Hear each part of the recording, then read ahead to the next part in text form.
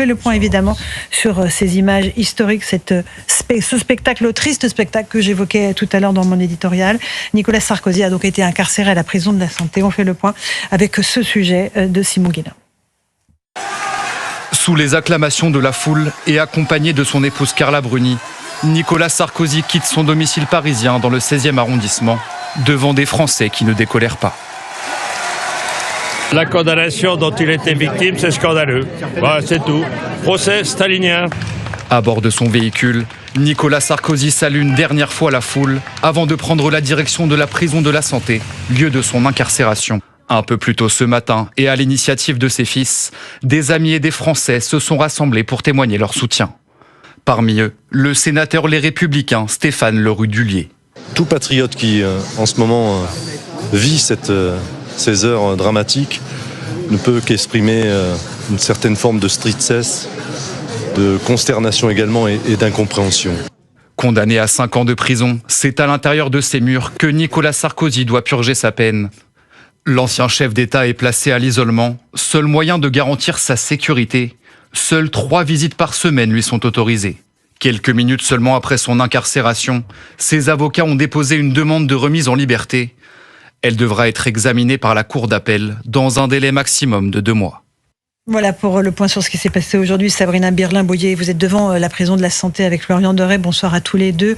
Est-ce que vous en savez plus sur cette première journée de détention de Nicolas Sarkozy ? Bonsoir. Oui, c'est à 9h35 ce matin que le président Sarkozy a franchi les portes de la prison de la Santé sous haute escorte, évidemment. Alors aussitôt incarcéré, ses avocats l'avaient annoncé. Une demande de remise en liberté a été formulée.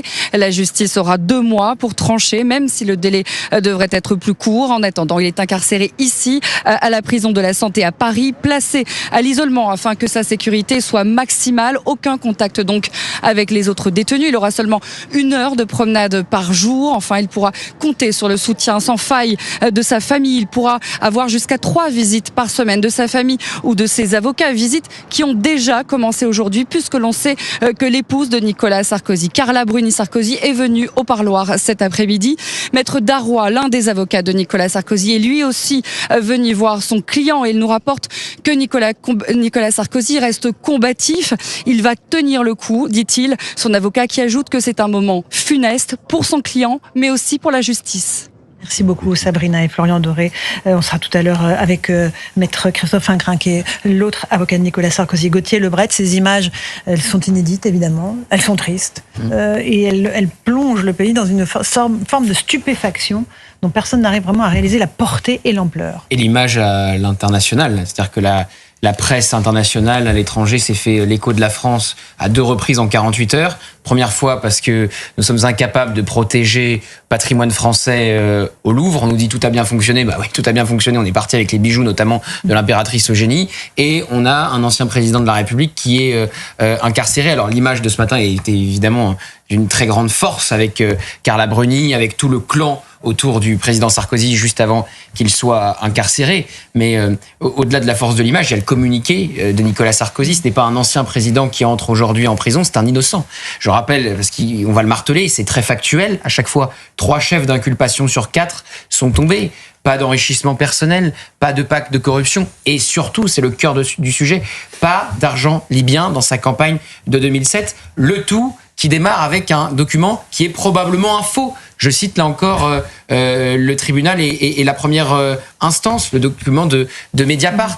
Donc évidemment, Nicolas Sarkozy a fait appel. Évidemment, il est présumé innocent. Il y a ses avocats qui ont fait une demande de remise en liberté. On voit qu'il a eu un parloir rapidement avec son avocat, tant mieux. Avec son épouse, tant mieux. Mais oui, c'est inédit dans l'histoire de la Ve République. C'est la première fois qu'un président est incarcéré. Et il faut voir dans quelles conditions. Pour l'intention de 2 de ses collaborateurs, parce qu'ils ne pouvaient pas ne pas savoir. Et Brice Hortefeux et Claude Guéant ont toujours dit Nicolas Sarkozy n'a jamais su que nous avions vu Monsieur Sinoussi en Libye. Et quand ils ont dit ça, les juges ont délibéré en disant ah bah si ils le disent autant, c'est qu'ils le sait. Enfin, c'est extraordinaire. Et on a un président qui est incarcéré suite à ce procès. J'entends. Éric Nolot, je disais tout à l'heure que la France s'humilie à faire ça, plus qu'elle ne l'imagine en réalité. Parce que le contraste entre ce cortège de motards, et on l'évoquait tout à l'heure avec Éric Revel, qui a escorté l'ancien président de la République jusqu'à la prison de la Santé, ça veut dire quoi en fait ? La République est honteuse, elle n'assume pas ce qu'elle fait? Oui, parce que faut rappeler le contexte général, c'est regarde la France tomber, hein, la dégradation par les agences de notation, le vol des bijoux, la tragicomédie à laquelle Emmanuel Macron vient de contribuer avec une énième déclaration contradictoire. Donc on essaie de sauver un peu les apparences, quoi. Je pense qu'on a négocié quelque chose, il va en prison, mais avec les égards dus à un président de la République. On est dans quelque chose de totalement irréel. Chacun essaie de l'appréhender à sa manière. La manière qu'a choisi l'intéressé Nicolas Sarkozy, c'est de toute évidence la combativité, mais le reste des Français est stupéfait devant ce spectacle. On a l'impression que l'intrigue nous échappe, que le pays tombe et que nous n'arriverons jamais à le rattraper. Jean-Michel Salvatore. Oui, moi je pense que c'est une illustration supplémentaire du pays qui tombe. Mais je trouve qu'il y a autour de ça quand même un sujet qui reste toujours le même, qui est le sujet de l'exécution provisoire. C'est-à-dire qu'on ne comprend pas pourquoi il y a cette exécution provisoire qui s'applique au président Sarkozy, alors que, comme vous l'avez dit dans votre éditorial, en fait, il n'y a aucun risque qu'il s'en aille. Donc on voit bien que c'est une mesure qui se veut infamante, qui se veut vexatoire, et qui est finalement prise par une justice de parti pris, et une justice qui pratique la vengeance idéologique. Et c'est ça qui pose vraiment un énorme problème, parce que au-delà de Nicolas Sarkozy, ce sont les institutions elles-mêmes qui sont attaquées. Louis de Ragnel, il y a quand même un jugement de près de 400 pages, effectivement. Nicolas Barrérez a ressorti effectivement une phrase qui dit effectivement il est accusé de ne pas savoir, en fait, de ne pas avoir su ce que éventuellement auraient fait ses collaborateurs qui eux-mêmes ne le disaient pas. Et qui eux-mêmes, on n'a absolument aucune preuve que ces collaborateurs ont fait ce que les juges pensent qu'ils ont voulu faire. Non, mais c'est là où l'histoire est complètement dingue. Et quand on regarde les réactions à l'étranger, personne ne comprend d'ailleurs la raison pour laquelle Nicolas Sarkozy est incarcéré. Ils sont choqués par deux choses.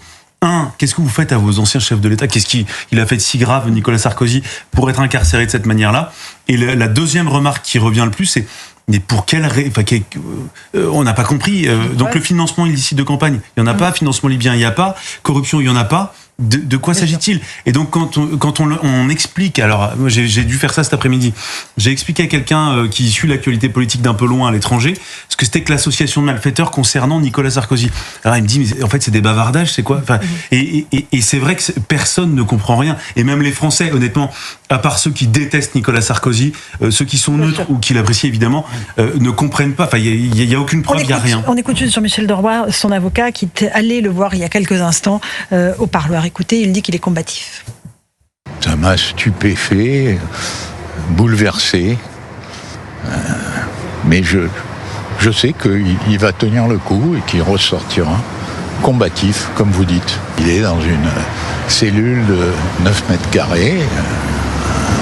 Il y a du bruit tout le temps, il y a du bruit dans les prisons. Il y a tous les prisonniers font du bruit. Ils crient, ils hurlent, ils tapent contre les murs. Ce que dit cet avocat Éric Revel sur cette incarcération. Non, mais l'association de malfaiteurs, les experts le disent, c'est l'accusation la plus fourre-tout du code pénal. Comme les trois principaux chefs d'accusation, on le répétera jamais assez, sont tombés dans le procès Sarkozy, j'ai le sentiment, pardonnez-moi, qu'il fallait bien que le parquet national financier se raccroche à un truc pour pas se dire finalement on n'a rien, donc on va être obligé de le laisser partir. Donc ils ont trouvé cette association de malfaiteurs. Mais vous savez, moi ce qui me frappe le plus, parce qu'il y a l'exécution provisoire pour Nicolas Sarkozy, pour Marine Le Pen, pour d'autres élus aussi dont on parle pas, c'est qu'en fait on voit bien ce qui est en train de se passer, c'est que l'autorité judiciaire est en train de se transformer en pouvoir judiciaire. Mitterrand disait, ils ont tué la monarchie, ils tueront la République. Vous vous souvenez de cette phrase assez célèbre? On est en plein dedans, si vous voulez. Moi, ça m'embête. Ça m'interpelle profondément de voir la justice qui se mêle du débat démocratique dans ce pays. Laissons les électeurs voter et faire leur choix. C'est pas la justice de passer au tamis qui peut se présenter et qui ne peut pas le faire.